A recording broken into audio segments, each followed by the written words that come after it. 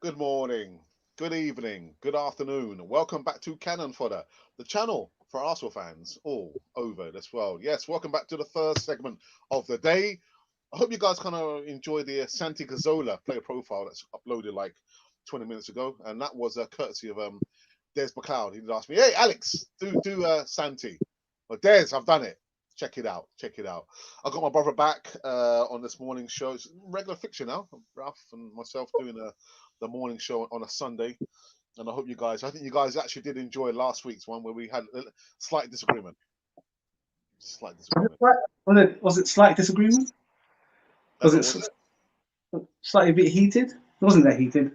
It was. I think it was good points. But good points were raised on both sides. That's what I think. Yeah, yeah. That's what it was. That's what it was.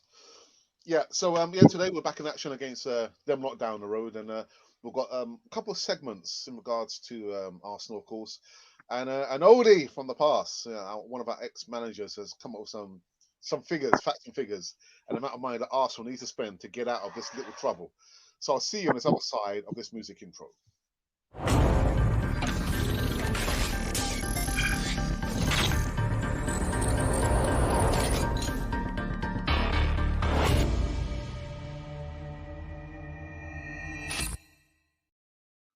Yes, welcome back to Cannon Fodder, the channel for Arsenal fans all over this world. I said the first segment of the day. Yeah, pre-recorded. Santi Cazzola play a profile, and I'll be back later on tonight. Tonight, yeah, well, early evening, yeah, to do the post-game reaction. Arsenal versus Demrock down the road. We don't like saying that word, do we? Nah, I do it anyway. Anyway, guys, do us the favor and make sure you subscribe to Cannon Fodder TV. Hit the bell notification button so you can receive all the latest news right here, right now on this channel. All right. So, Ralph, how you been, man? How you been? How you been? What you been doing? Yeah, I've been good. Been good. Um, Work is busy. We was hoping to our store to be open, but unfortunately it's not. So we're taking the time to get ourselves ready. Um, but I've got other stuff to be getting on with as well. So fingers crossed. I should be also getting the old jab as well. A bit of an oversight on my part, but everyone seems to be getting it. Got to get it to be safe, stay safe. And yeah, it's a wonderful day in South Wales, Alex. Word, So word, no, word. a wonderful day for mums as well. It's Mother's Day today, as you know. So I think the sun is shining on all our mums, and happy Mother's Day. Yeah, there But I we did go. send a card, so this is just not a way of just saying that. I sent Well, a card. you told me we should receive that. Yeah, good, Yeah, good. we prefer to, deliver it by hand. You know. Oh, okay. Personal service, eh? I'm not saying anything. Right. The first bit of news I wanted to talk about was in regards to Granit Xhaka, and I've forgotten to put up the news segment, the notes. But anyway, Paul Merson, is said about Granit Xhaka that he does not have like a peripheral vision when he's on the ball, how to progress the ball. But the thing is, Paul Merson is something that we have really known for the longest time. Granit Xhaka came 2017, I believe, so almost 4 seasons at Arsenal, 4 seasons. And I've wondered for the longest time, why is it none of the previous managers, stroke coaches, have ever told or coached Granit Xhaka? This is the Premier League. You don't get enough time on the ball. But he's been there for almost 4 seasons and he's still doing the same thing, match in, game out. But Paul Merson, again, is just saying that, for him, this player, Granit Xhaka, just does not have the vision when he is on the ball. Ralph, your thoughts about Paul Merson talking about Well, it's not like Paul Merson to not have an opinion on something that he feels is real. Being a midfielder himself, um, and you can't put Paul Merson and Shaq in the same light. Despite the timeline of appearances. So Paul Merson knows what he's talking about. and it's something that we've seen game in and game out, to be honest. And it's frustrating because when you want everybody to be um, being able to perform to a high level, yeah, you do get digged out when you make a mistake, and there's nothing more glaring than when the mistake's on you and you have to show up, you have to front up. And I don't think, I mean, he did the last match, Burnley match. He did apologise for the gaffe. He did. Um, however,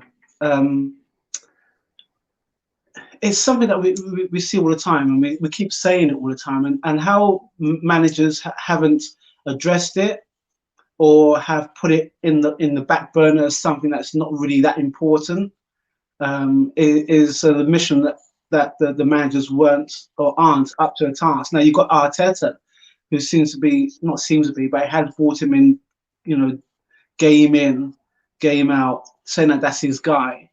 And it's not good enough. I'm not gonna like blast the guy on any personal level. That's not my business here.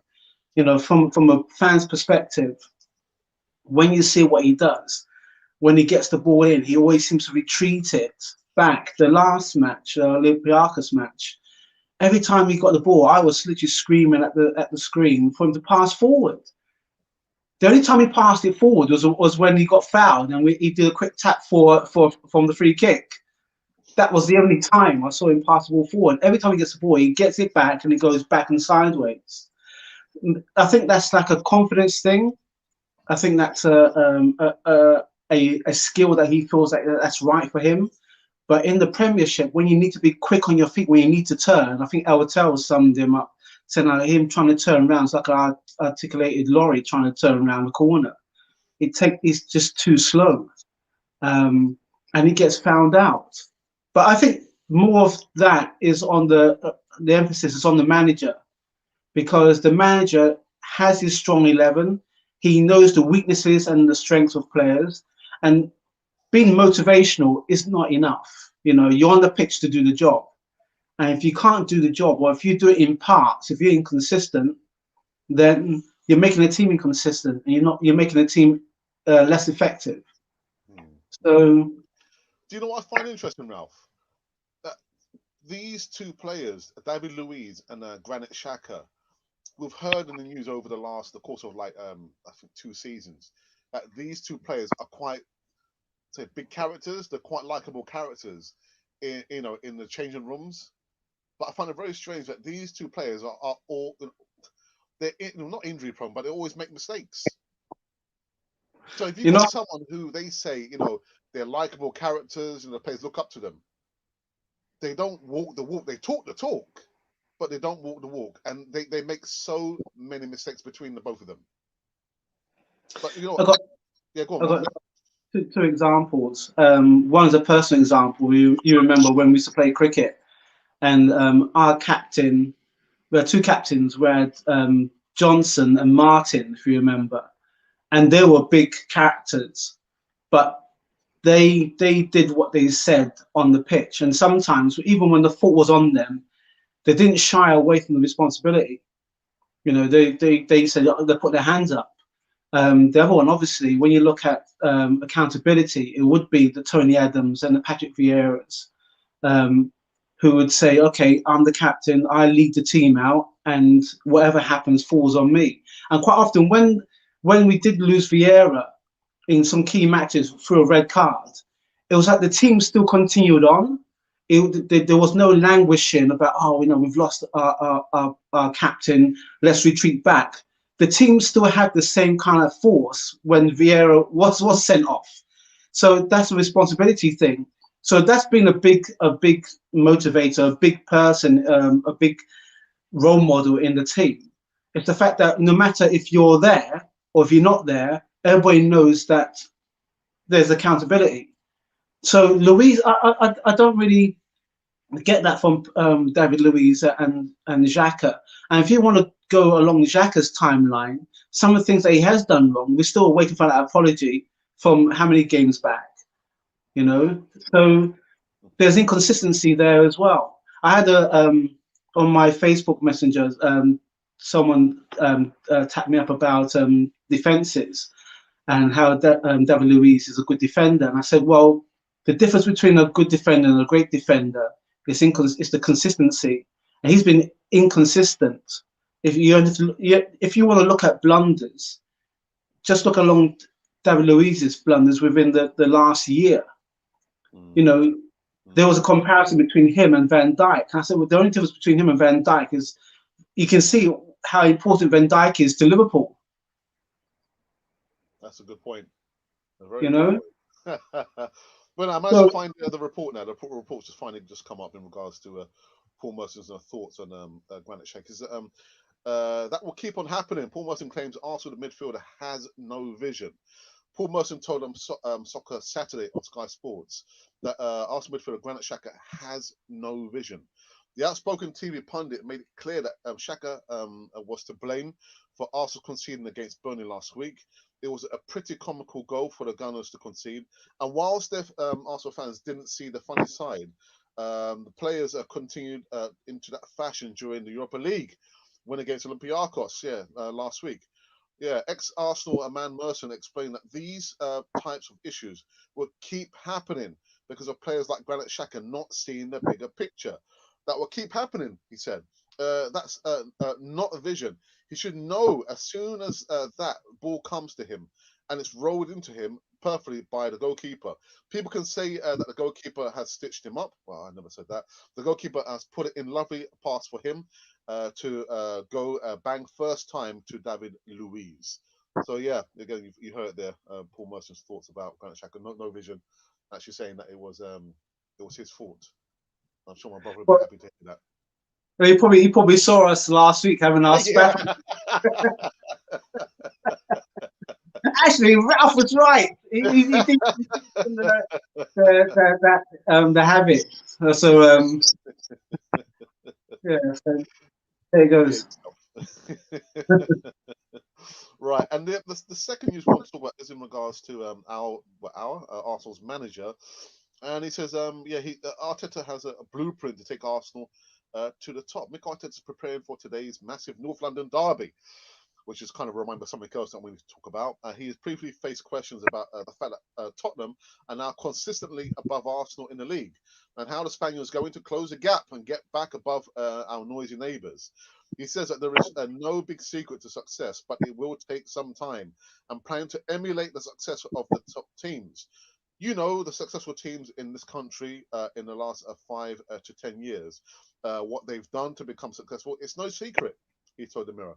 There is not someone who has done something unprecedented apart from what happened with Leicester a few years ago, but we have to find a way to do it. It's not that way. We have to find another way. This isn't the time to find excuses. The way we are going to evolve the squad is not being done in this window. Uh, yeah, I mean, the fact that he's kind of compared well, Leicester City, won the Premier League a few seasons ago. Arsenal have fallen way down the pecking order. And I think in the history, the Premier League, if we are in the mid-table, it means we are now currently a mid-table team. We did a poll, Ralph, a couple of days ago, and the question was, which game is more important? Mm. The second leg against Olympiacos or the North London derby? And a lot of people voted for the North London derby.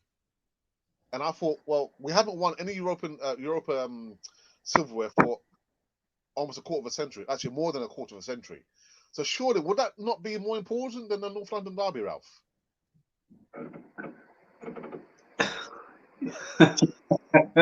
There's one there for you. There we go. Alex, you know Wow. that every Arsenal fan, for every Arsenal fan, is, when we look at the fixtures, it's always about, when we're going to play them. And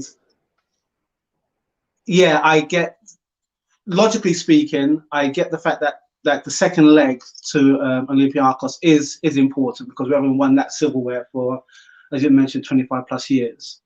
Um, But in terms of like trying to bridge the gap to beating them, I feel that it's important. I feel it's important for momentum. Could you imagine if we did the business today, how more confident we're going into the Olympiacos match on Thursday? Also, it'll make them feel that, well, what the hell's going on, because we're trying to bridge the gap and they're beating us. So you know what? There's another thing as well. It depends what team Arteta puts out. If he's hedging all his bets on the Europa League, then the team that he puts out today would be significantly weakened. But the things that I don't want to get beaten by them by a massive amount. I don't want to entertain that. I want to It's funny. entertain. Someone said that this week actually, that it could be Arteta might just give up the North London derby game today and focus more on the Europa League. Right, I've got the stats for the poll. So out of 503 votes, the three options were I can't decide, which are 4%. The second leg versus Olympiacos, 35%, and the North London derby, 61%. People think the North London derby is more important. It's, you know what it is as well. It's our tradition acts. We have Yeah, to we have yeah. to we have to like shut them up, as it were.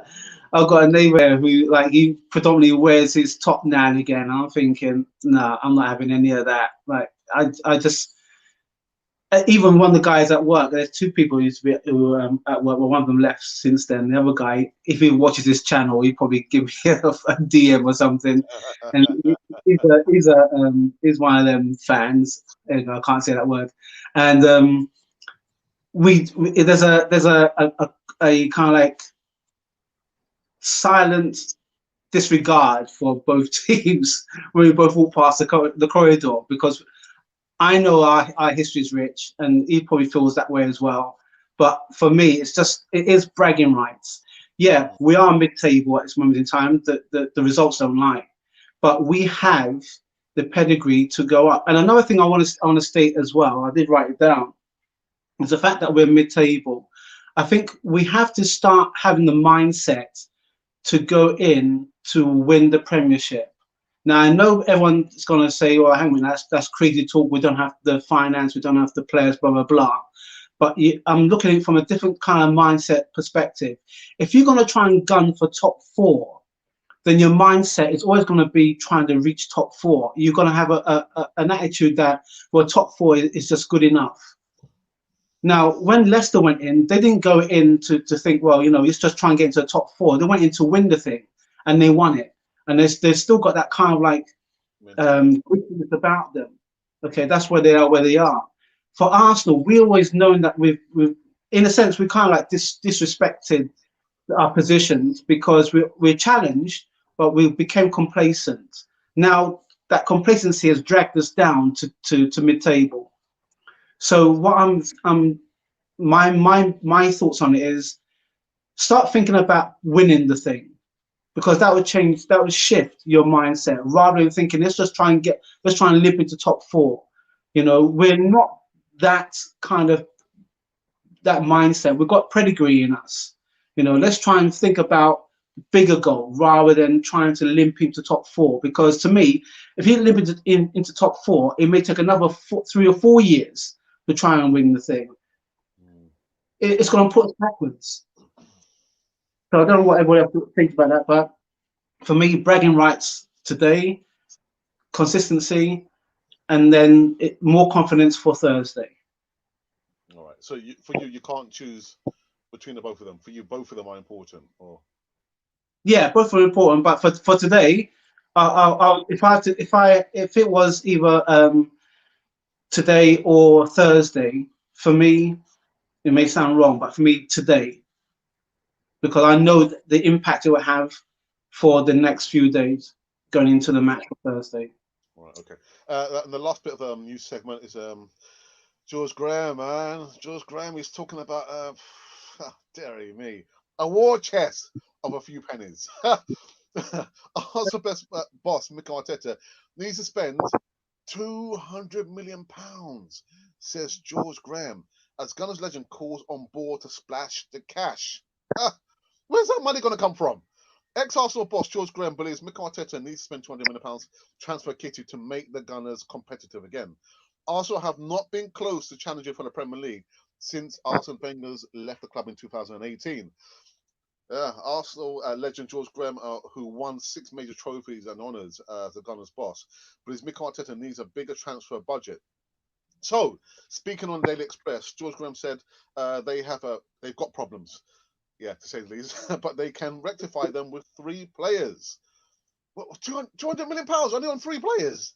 Arteta is doing a good job, but while he has improved the players, he has only improved them to a certain point. They need to go out and buy 2 or 3 players, each costing around 75 to 100 million pounds.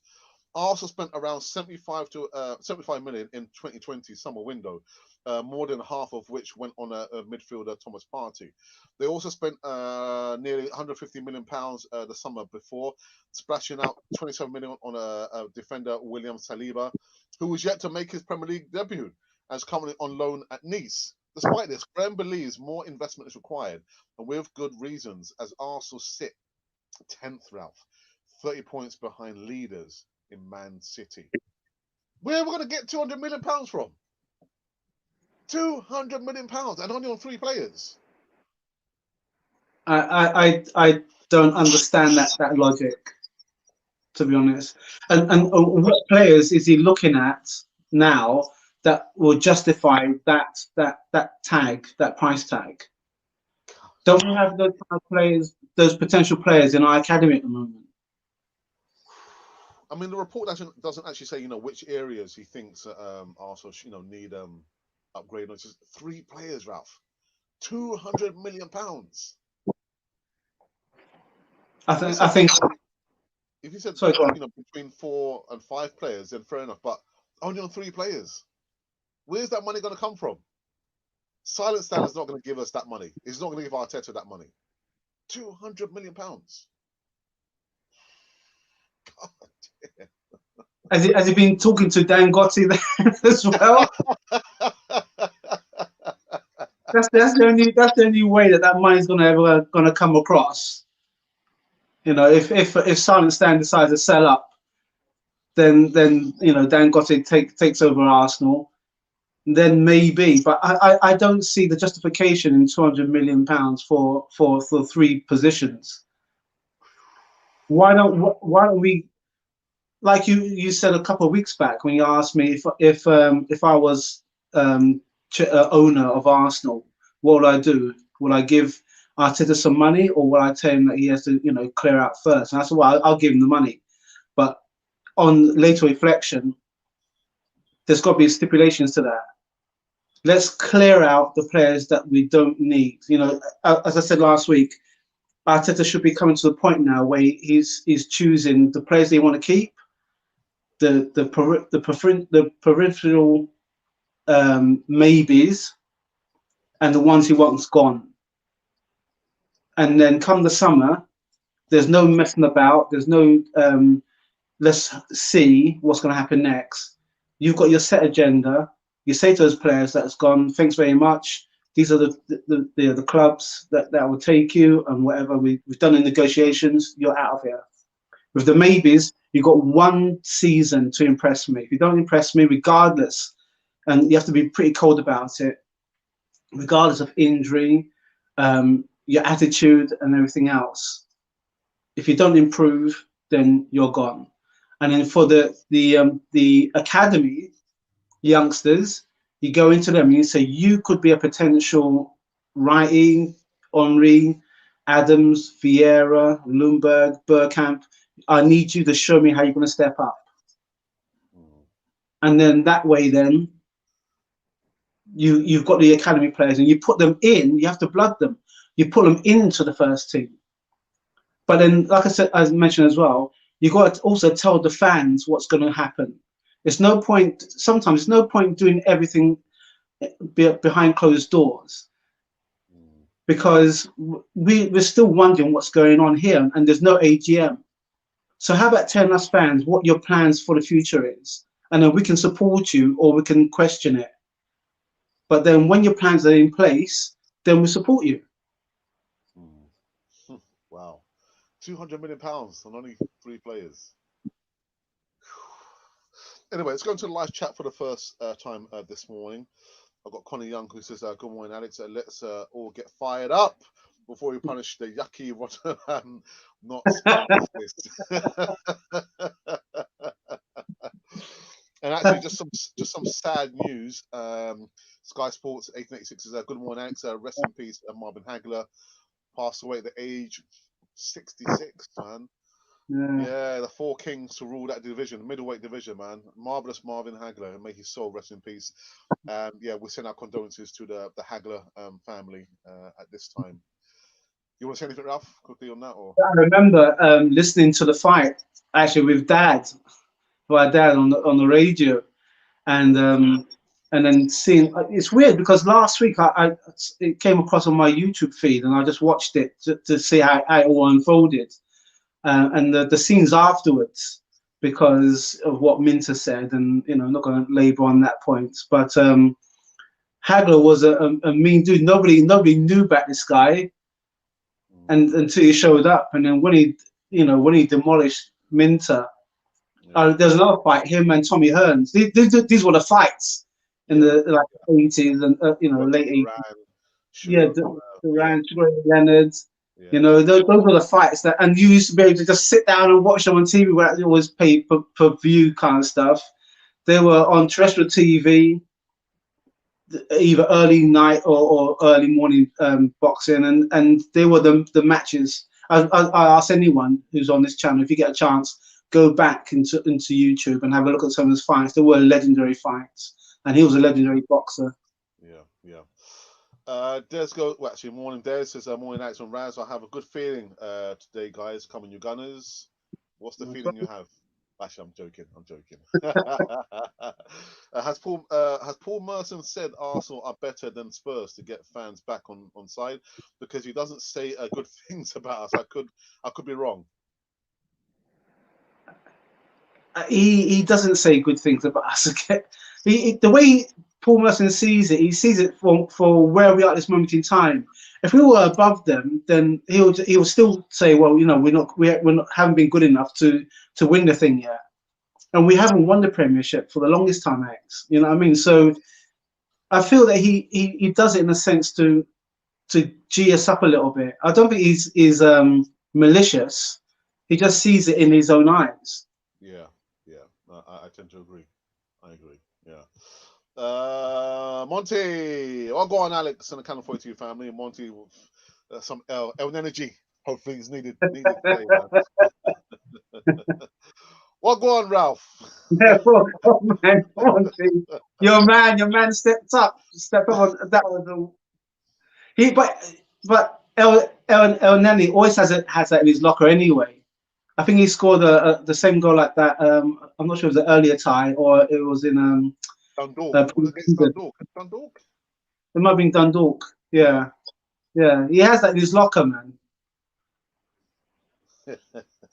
Guy never scores easy goals, man. Never scores disgusting goals, man. Disgusting goals. Anyway, back in the live chat, where were we? Monty always says, please give a thumbs up and also subscribe if you are new here. Stu Mack says, Shaka. Yeah. Europa League to mid-table. Can't track well. Never offers selflessly to alleviate pressure from others. It needs to be sold, man. It needs to be sold. Do you think Arteta will sell him? I don't think so, Ralph. I don't think so.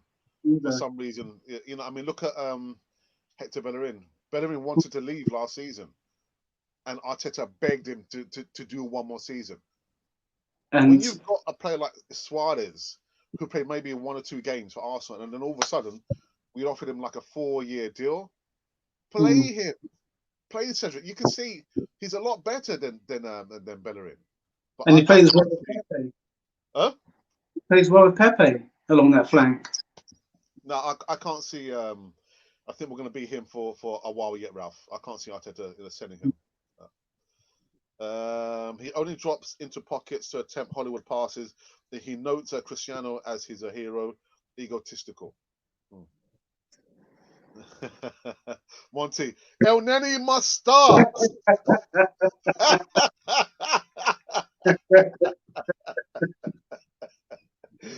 Oh, dear. He won't start though. He won't No, start. I He think won't he start him. can. Yeah, If put him in maybe the last quarter of an hour if need be yeah, to shore up midfield, but he won't no. start. Morning, Monty. I did this streak carry on last. Oh, yeah, that's a private conversation between them two. Okay. Uh, Colin says, Shaka, Oneni, Louise, Bella Wrong, and William, when they are on form, are good enough to bring us to the mid-table, exactly where we are. Yeah, yeah, Yeah, not good enough. Not good enough. And one says, thank you to all the gooners here with us at California TV. We appreciate your time. thank you. Colin says, our academy players need a chance because those players I just mentioned could be replaced by Aziz, Cottrell, Ainsley Maitland-Niles, Guendouzi, Emerson Rowe, Mm. Martinelli, Saliba, McGuinness, and Ballard. Yeah, that's like half. That's more than half a team Yeah, right there. yeah. More than half a team right there. Quite simply, this £200 million kind of like a war chest. I think we should hold it back for for when we really do need it. Not and there's no guarantee. There's no guarantee that you I mean, look at how long it took Pepe, 72 million. Look how long it took him to try and like adjust and everything as well. There's no guarantee that putting big money in will get you those rewards. It may have done during the time when Chelsea came to the fore and Man City came to the fore because that's what it was. Mm, But I think that kind of high price tag attraction has gone now because clubs don't have that money at the moment.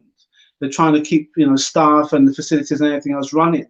So to try and justify that during this period in time, I don't think it's right. yeah, Let's, yeah. let's go with the resources that we have in the club at this moment in time, and Mm, let's get rid of the players that can't take us any further there. And it will be that's just where the coldness does come in.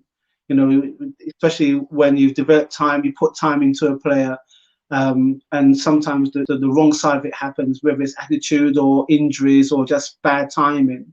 When that happens, sometimes the best thing to do is to push other players, push us players out to other clubs, and then they may actually be able to flourish and become the players that they should be. But mm. if the mold doesn't fit at Arsenal, it's not going to fit at Arsenal. Well, Colin seems to think that Aliko Dangote, that's where that kind of money is. Mm, I have to wait yeah. for him to come first. He has to buy Arsenal first, isn't it? 200 million. Oh my goodness. On three players? Well, Des reckons, yeah, I'll just look down the back of my settee and see if I can find it there, guys. We'll come over and help him find it.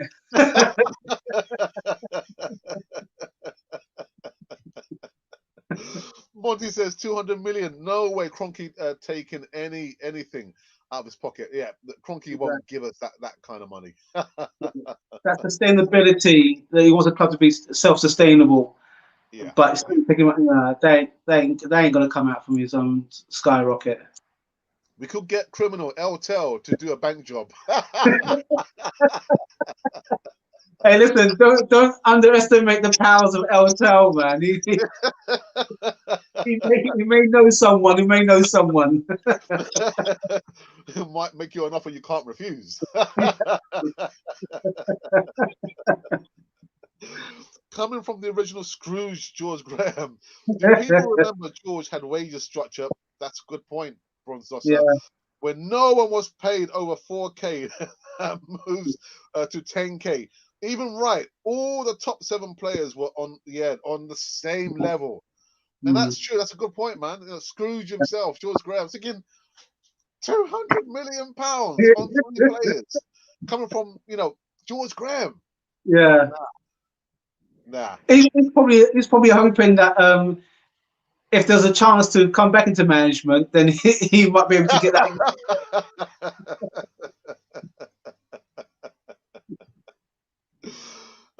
He's choosing Laka, Luis, Bellerin, Mustafi, all offered a contract extensions, hopefully for the selling purpose, but I do worry otherwise. Mm, Yeah, man. mm. Shaka's not going anywhere, Ralph. This No. number says, good morning, Alex and Ralph. Yeah, rest in peace, Marvin Hagler, my favorite boxer. Yeah. Hey, Arsenal fan circle. Ray, good morning. Great to Yes. see Ralph and Alex. Smash the like buttons. I'm predicting a 3-2 for Arsenal and a really good game. Emerson Rowe at the start, the scoring. Wow. 3-2. Okay. Really? That's good. Yeah. And rest in peace, Marvin Hagler. Those of you just kind of tuning in now, I've just got my brother here. We've just been talking about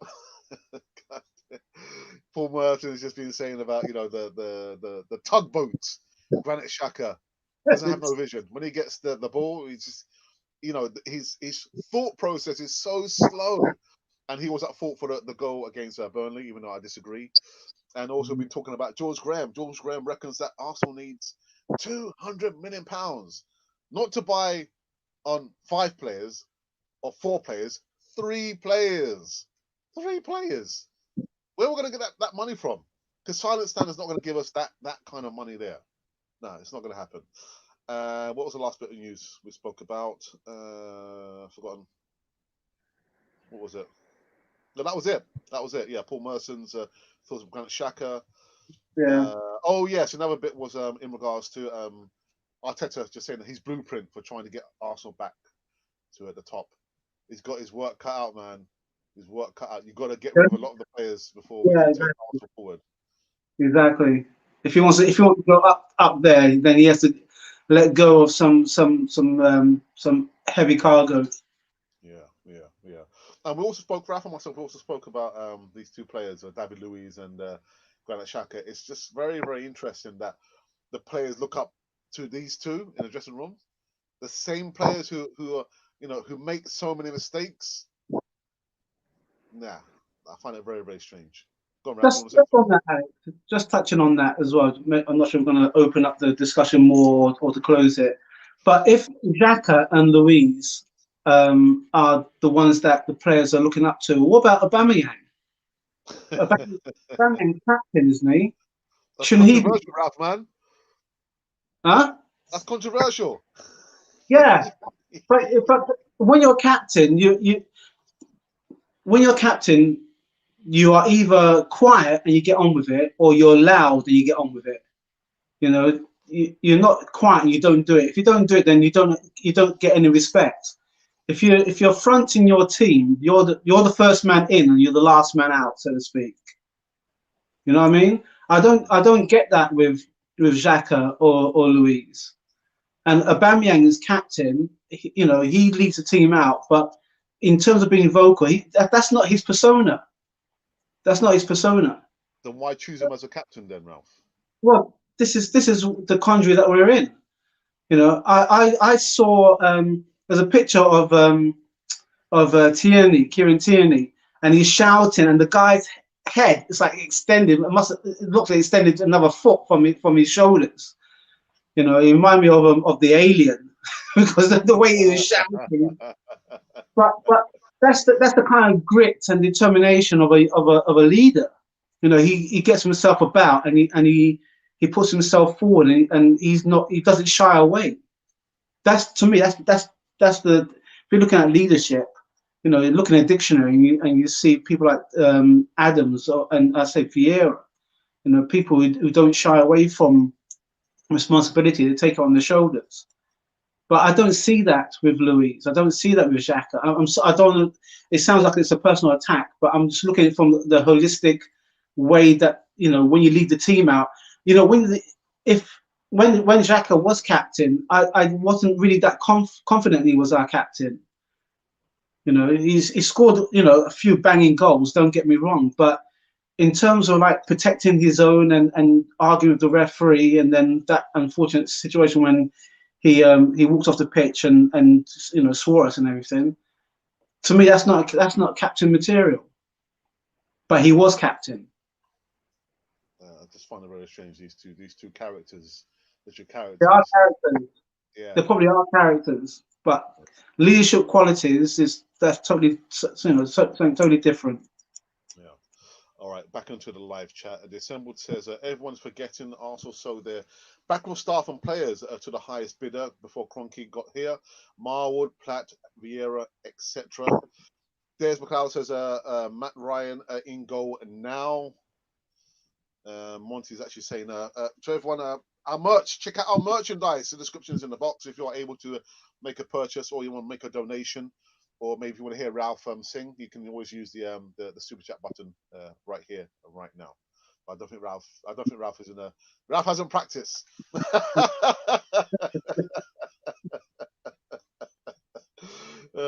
Dearie me.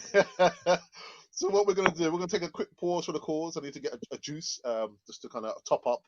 We're going to be showing now the video in regards to our online digital service. I know I've had some people inquiring, trying to get like freebie advice from me. You got to pay up first, man. Yeah, you got to pay up first, man. It's a business. It's a business. Can't be giving away freebies. What's going on? Anyway, we'll see you on this other side of this promo video when we're talking about our online digital services. We are here for you.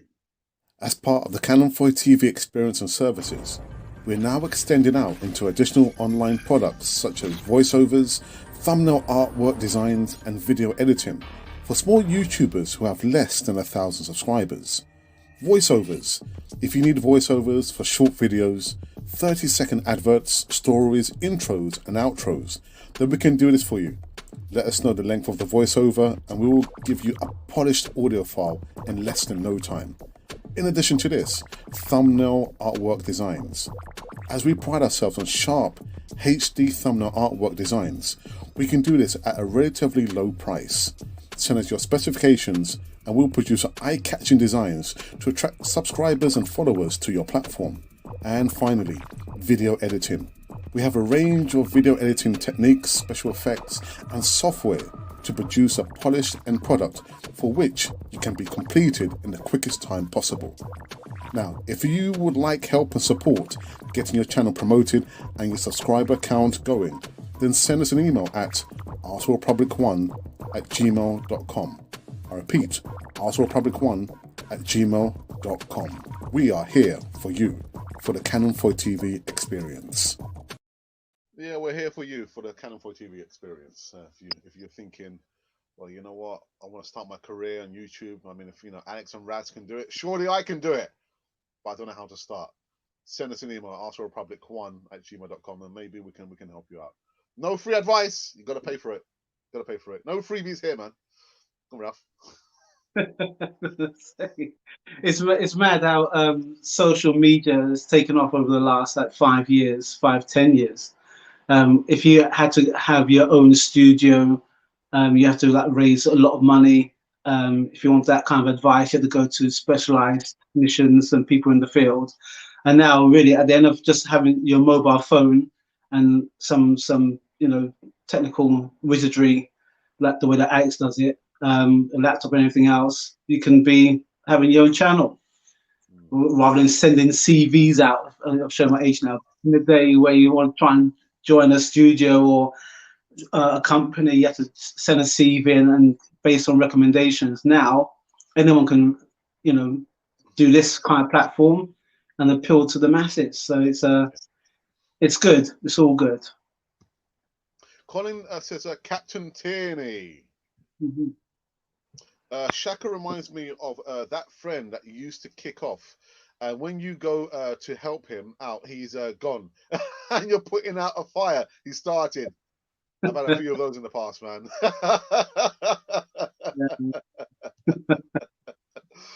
Don't tell, the original Godfather himself says Ralph is right, but we keep selecting the wrong player as captain. Oba.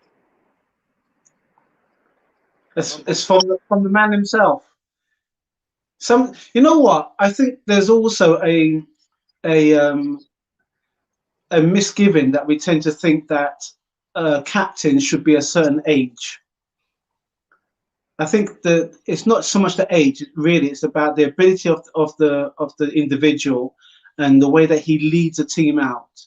It shouldn't have to be the fact that I remember when Wenger in his later tenure, he gave the captaincy to someone who reached maybe 100 matches, or just before the testimonials, or the fact that they scored.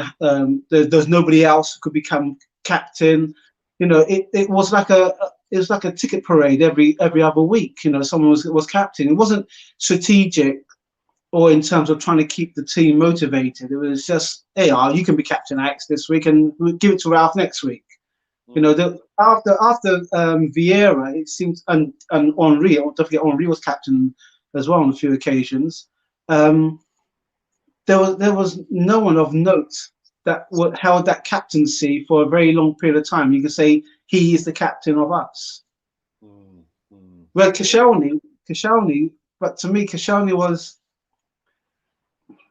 you know, he was neither here nor there. But as a captain defensively, I suppose he was okay. Okay. Yeah.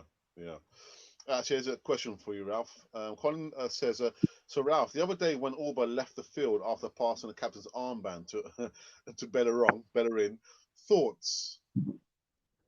Well, it's okay. If I, for example, if I had to come off the pitch, and the manager said, Ralph, give the you know, when I sub you later, give the armband to the second in command. I would think that the second in command would do as better job as I have. You know, everyone knows in the team, they know that the vice captain. For example, again, I'm going back when I used to play, and Alex as well, and I include in this story.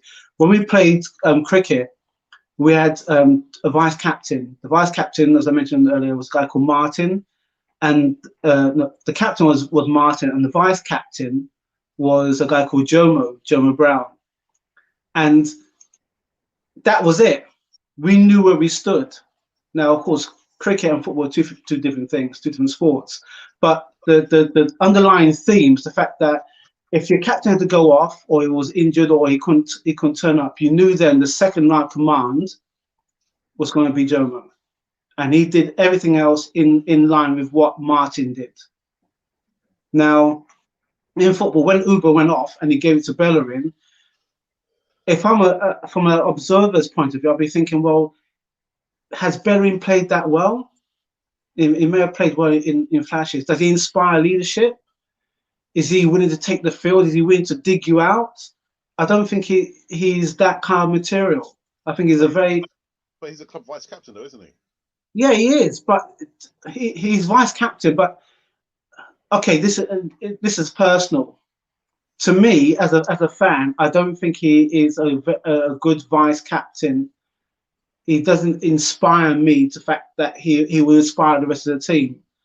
And the challenging aspect at this moment in time, as inconsistent as he has been, you know that he's dropped a pace.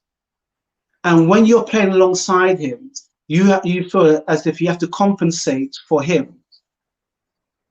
So if the chat's going on about how some players are not passing to him because they probably feel that's filtered because of your actions. Now, if I'm filtered that because I'm vice captain, how detrimental is that throughout the whole team? It has a detrimental effect, and then it comes back to you because you're putting yourself under undue pressure when really you should be thinking about the balancing of the team and people following you. They're not following you anymore. They're leaving you behind, and you're vice captain. That doesn't sit right with me. I just kind of get the impression, you know, with Arsenal, there's lots of things that just kind of appear to be random, from the way that we deal with our captain, or how, you know, we select the captain, right down to set pieces on the pitch. I just kind of get the impression it's quite random. Like, it hasn't been thought out.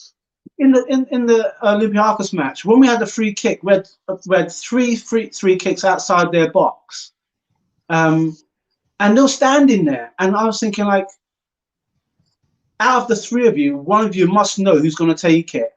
Uber took one, and I knew when he took it, there was no. If you remember, when again, say back in the day, when you have you always put your player in the wall. to disrupt the wall, because then the wall's thinking, just push this guy forward, and he's there disrupting. So that's the first part of the plan. The second part is that you know where you're going to put the ball, if it's top right or top left.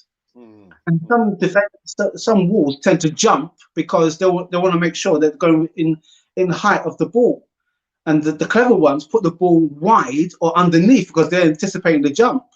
Yeah. But the three kicks that we had, there was none of that kind of. There was always like a discussion. They're all doing this, all discussing. I'm sat there thinking, surely one of you must know what you're about to do. And you know, I even said to myself, like, give it to Shaka then, because Shaka will just blast the thing. He'll just blast it. But there was no guile. You know, when you say you have to when you're guile, when you're against a foe who may be bigger than you, faster than you, you have to start using some technical nouns as it is. Okay, well, if for example they got 5 men in the wall, just put 2 men on either side of the wall just to mess them up a little bit. But I know I'm going to put that ball in the top left-hand corner. There's no guile. Yeah, it just seems so random, Ralph, that they haven't like planned anything. It's just like guys just getting together and thinking, "All right, lads, what are we going to do?" It looks just so random, It was a Ralph. tea party. Say again. It was a tea party. There was yeah. Oh, so how's the match going? Yeah, well, you know, I missed that chance earlier, but you know, maybe there was just all this. There was no. We're going in. Let's get it done. Let's be direct. Let's not mess about. Let's just go. I don't know. Random. All right. Terry says, Tierney for captain. Eltel has spoken. Morning, Godfather. Guys on the Easy Talk were actually just saying that. Why is it Eltel looks like he's in the witness protection scheme? Because he came up with his sunglasses. I was a bit worried. I was thinking, okay. So obviously something's gone down, so he's in hiding. Because of players like Xhaka, Bellerin, William, and we don't talk about the good players we have. We talk about the bad players too much. I understand why it shouldn't be that way. Yeah, you're right. We should be talking about the likes of, you know, Saka, who's still for me is like fatigued, is tired. You know, Emma Smith Rowe, you know, even Odegaard to a certain extent, Suarez, you know, Martinelli. But you're right. We're so concentrated on the things that are going wrong at Arsenal. We kind of forget about the things and the players that we have that are going right. But again, with Arsenal, it looks so random, Ralph, man. So random. So it's like one of the greatest magicians. What they do this. In the meanwhile, they're doing something else over there. You know what I mean? We are focused in on all the rightly or wrongly, we are focusing on the bad stuff because it's where our attention is drawn to, you know, and it is taking focus away from some of the good players that we have in the club. I mean, Odegaard, he missed a chance 2 minutes in, but then the goal he scored was a blinding goal, and now that will make him feel more confident. And again, I put in the post in the group chat, they make the players want to pass to him now because now they're seeing what he can actually do. So when he calls for it, and he's in space because he's got that 360 perception, then you know that he's going to pass the ball a lot quicker. And what frustrated me was the fact that as soon as we got into their half, just because it didn't open up, we went backwards. Well, when you go backwards, you're inviting more pressure on. There was nobody passing the ball quick to counter. It was all, oh, let's draw them out, and you draw them out, and then you put yourself under pressure. That's how comes they equalise. Yeah. But the thing is, Ralph, I'm sure Arteta will say to you, you know, the end result or the end game was we won 3-1. I'm sure he'll always come up with the argument that it's a work in progress, it's a process. But Ralph, we won, you know. Yeah. I got my team to win 3-1. And I'll be saying to Arteta, okay, we won this time, but then just think about it. The longer that we think that we're in control when we're not, you're really you're not addressing the little the little not the nuances, the little things that will disrupt us. There'll be teams that we play against who will see that. We were under the cosh for about 15 minutes until Gabriel scored that from that header. They were having they had the edge on us when really they were offering nothing at all. I think one of the guys on the chat after the post match, he said that how shooting ourselves in the foot was the high percentage, because that's what we always tend to do. You know, we always give the opposition more chances than the opposition give us.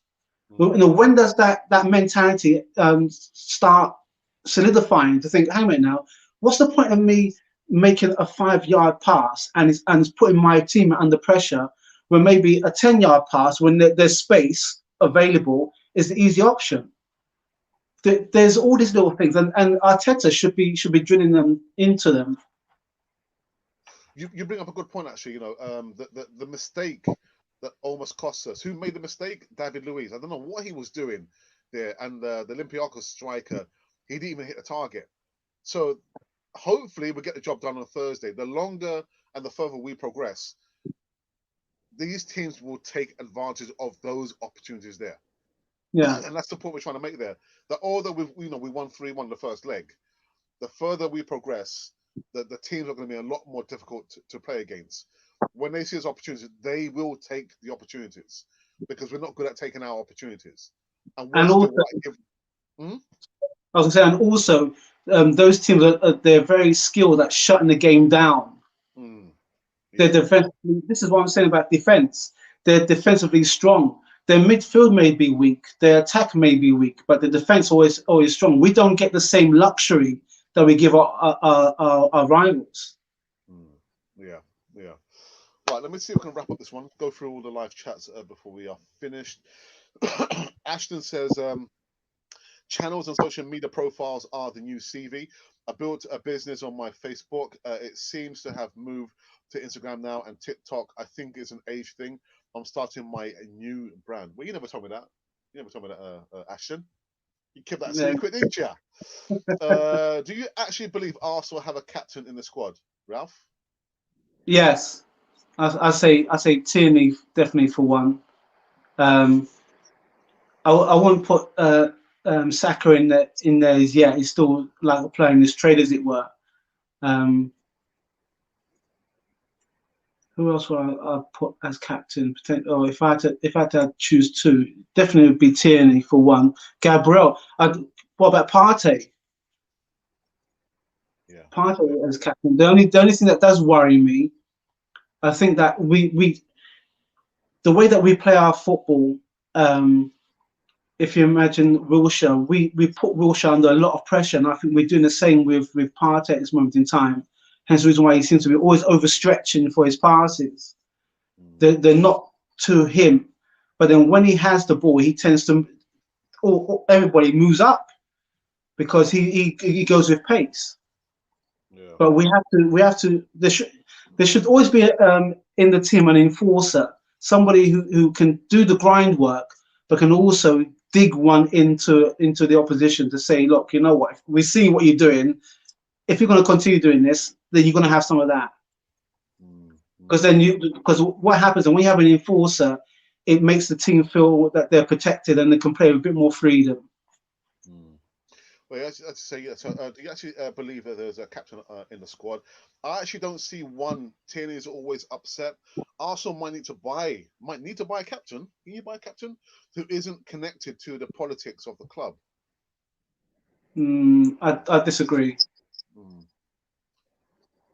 Exactly. It's like the court jesters are leading the knights to battle. Very, very odd. Yeah, very random. Question in the Olympiacos match: how does Luiz get to take a free kick over Ødegaard? Ødegaard's a better free kick, and that's what I'm saying. You know, back in the day when I used to play football, you know, we were certain players take free kicks, certain players would take the corners. You're going to be designated, you know, to be sitting back whilst we're taking the corners, but it's like all those things are planned out before. But you're right, I'm thinking, surely we have better strikers of the ball than David Luiz. it again looks just so random now. People just saying, "Oh, I'll take it. Don't worry, lads." You've got to plan set pieces. Who is designated to take the free kicks? Who will take the corners? And your passage of play. It's random, Ralph. It's too Well, random, man. there's another 2 points I can raise on this. The first part is in like American football, they have like special teams, don't they? So you got Yeah. your kick, yeah, and you know that when they kick, they either kick for goal or they kick for possession, right? There was, I don't know who our special team coach is, but surely he must look at the videos. I don't look at the Arsenal videos, because I just think it's a pile of pants, to be honest. Because you see them all smiling and enjoying life, and it's never like a wet Wednesday morning or a frosty cold morning. It's all sunshine and roses and everything. Whoever the specialist coach for the free kicks is for Arsenal, I don't think they're doing a job at all. I think they must be on holiday still, because from what I saw on Thursday and consistently seen over the last few matches, it's like there's no clue. Yeah. There was, personally, I remember there's one match I played in, and this team was playing. It was a really tough match, but was playing at home, and we had a penalty, and for some reason, my left wing, my left defender wanted to go and take the penalty because his girlfriend was there, right? He ran up and passed by everyone, decided to take the penalty, missed, and he came running back. And I looked at him to say, like, what the hell was all that about? Only because he was thinking about impressing his girlfriend, nothing about the fact that his teammates had managed to gain a penalty, and because we was under for such a long time, he missed the penalty and he put us under. And I feel that that's where we are at this moment in time. I don't know who the specialist is. There should be certain people who take corners. The amount of times the corner has come in and it doesn't beat the first man. Yeah. If I'm employing you and I'm training, you say to me, I'm training four players to take corners, say it beats the first man, it gets to, or there's a flick on, and there's somebody who can put the ball in the box, and it doesn't happen. After the first or third match, I'll be having a word with you. I'll be saying, you're my specialist trainer. What's going on? How comes the kick from the corner doesn't beat the first man? And you're my specialist. Sort it out. These things are, to us, they're basic, and yet these players and the coaches, I don't know what it is. I don't know what is it, lost in translation? Is it? Oh, I'm going off on a rant. Well, I think probably like you say, the coaches, maybe it's just, to me, it's just so random, man. So friggin' random. You don't see, specific players, doing a particular, like say, for example, like a set piece.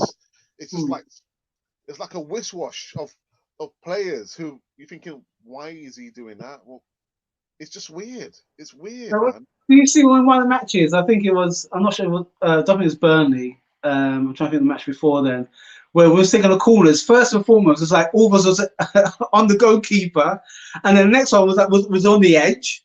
The other one was like the split. There was no kind of like set plan for set pieces. It was as random as, I might just flip a coin and see how, what lands.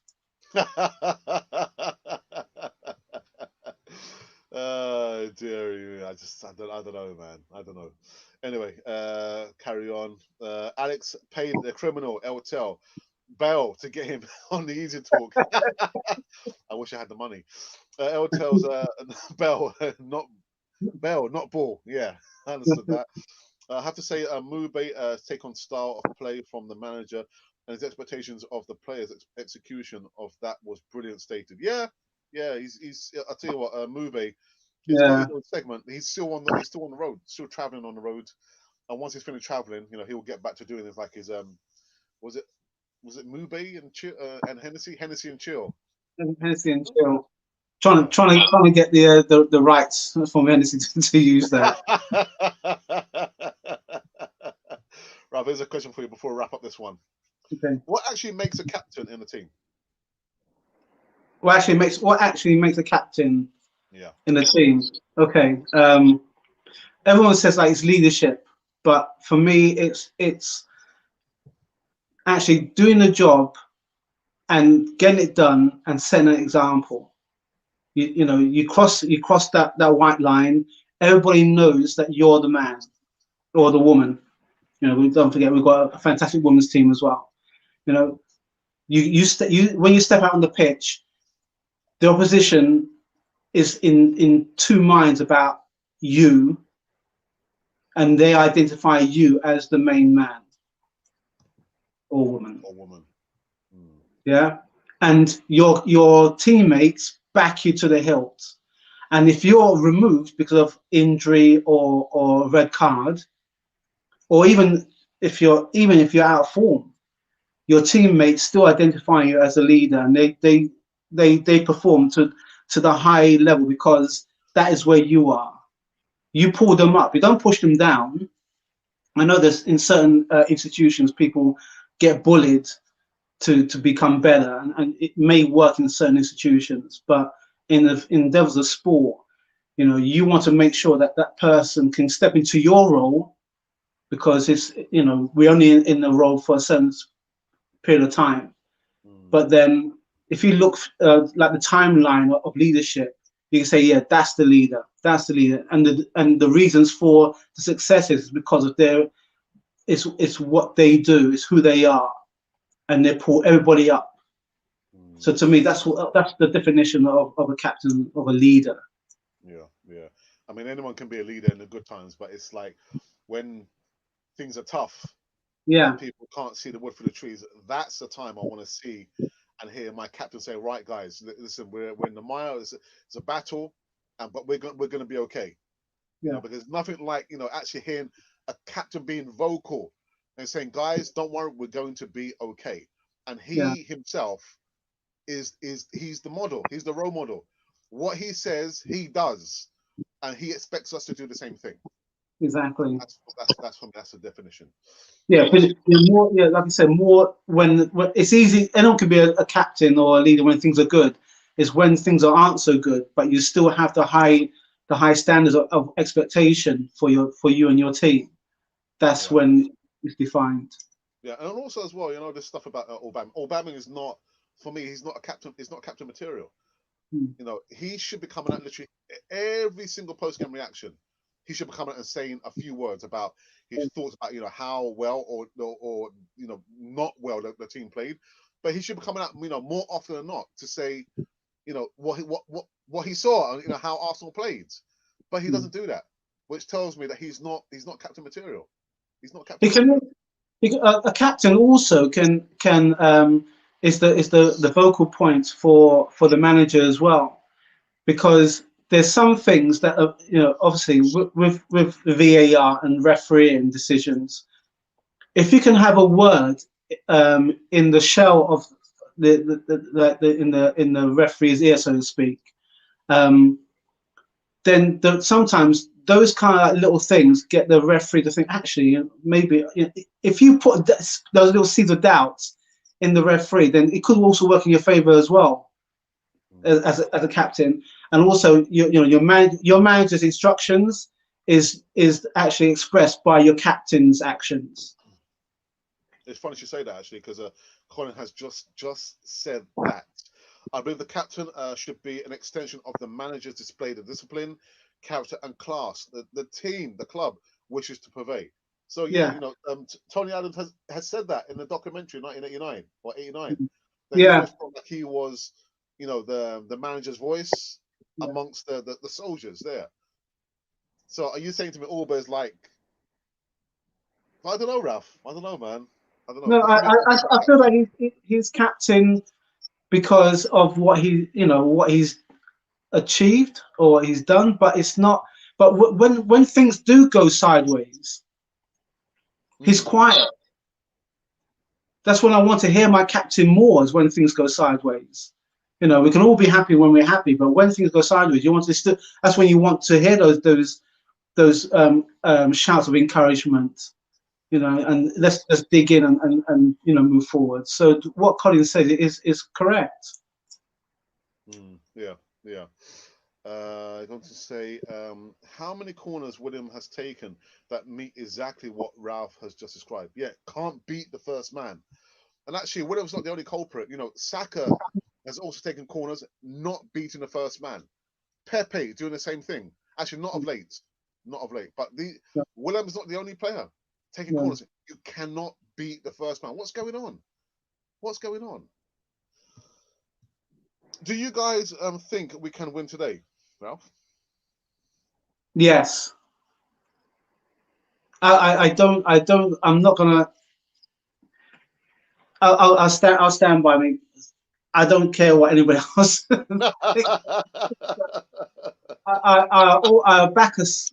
There may be some time I think, well, actually, maybe a bit of an edgy draw.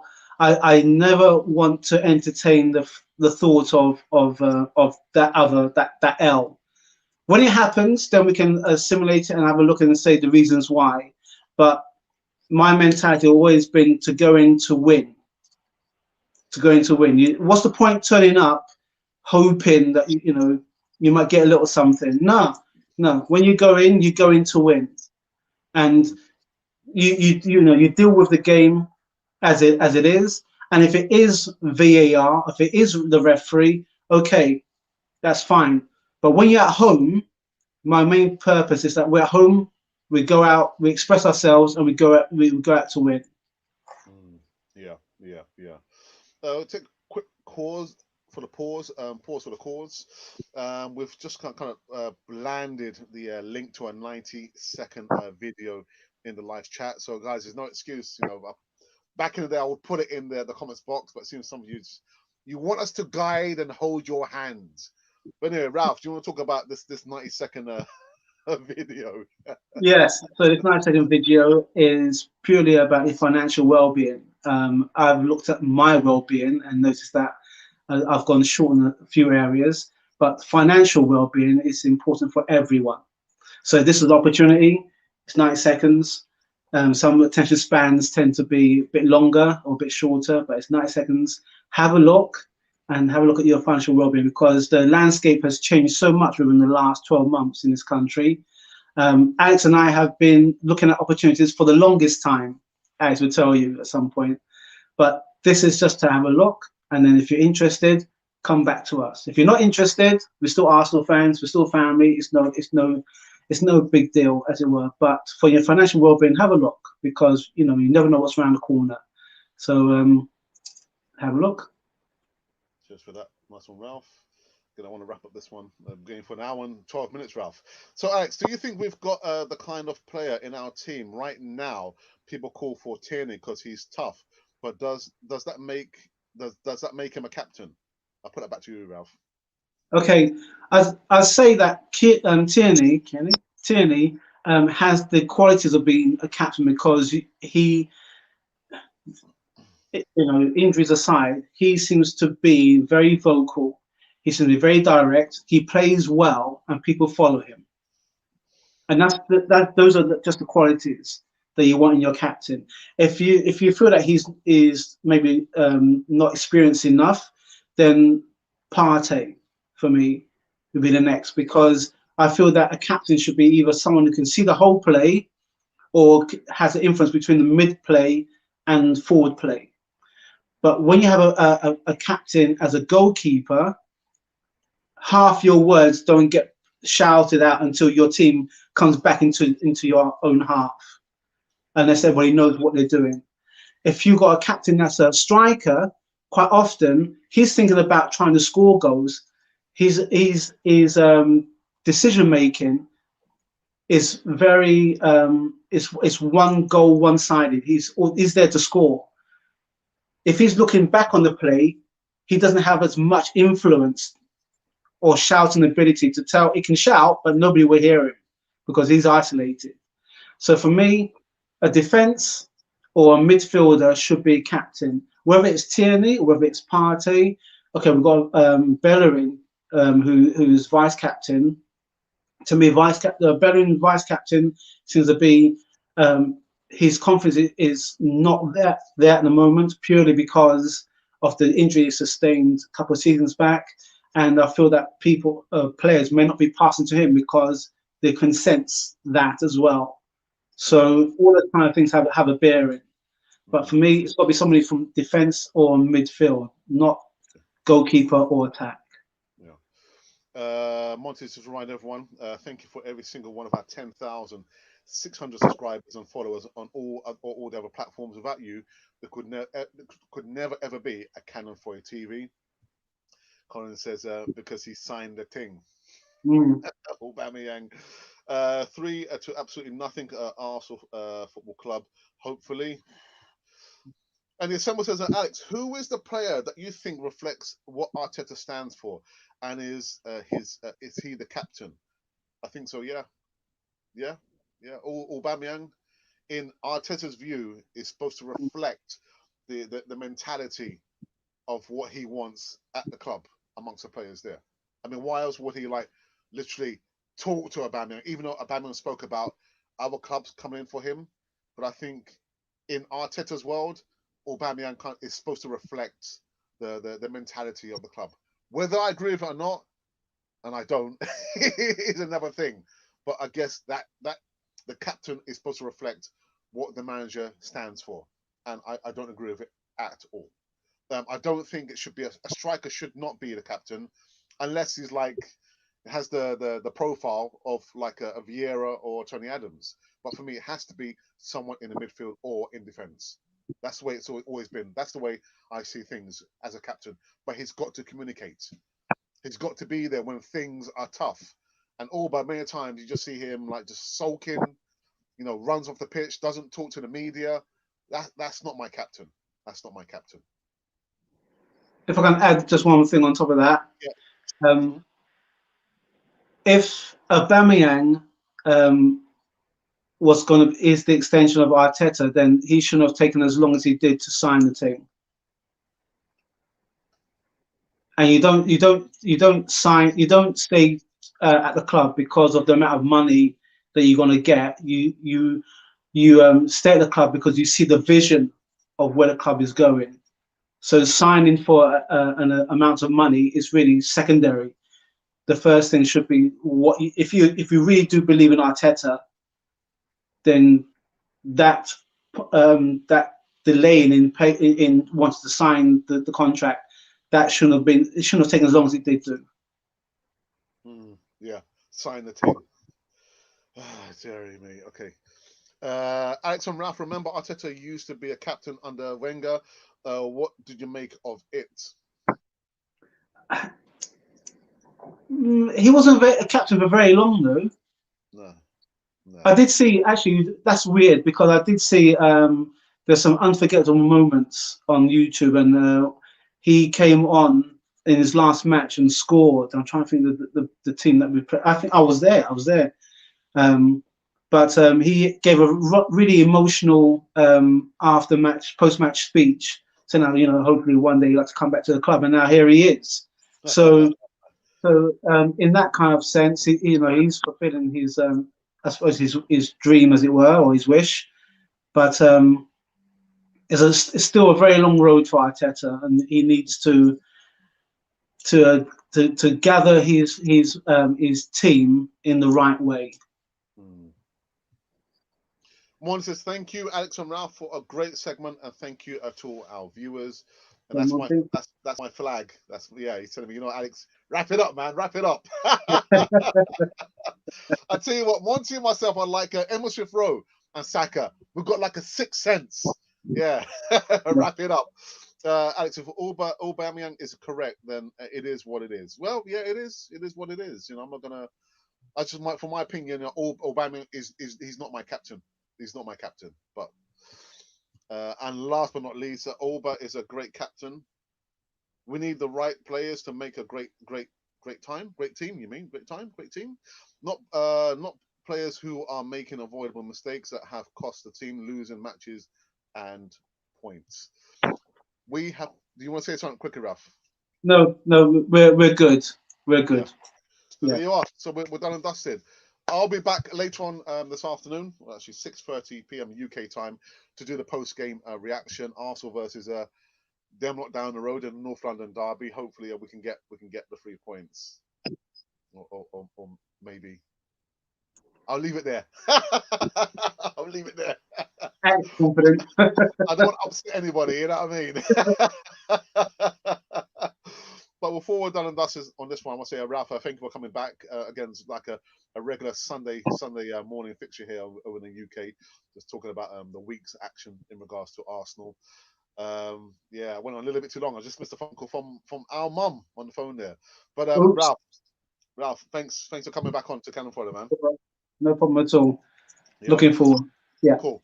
Anyway, those of you who's kind of tuned in and you've been thinking, who you've been listening to. Well, you've been listening to Cannon Fodder, the channel for Arsenal fans all over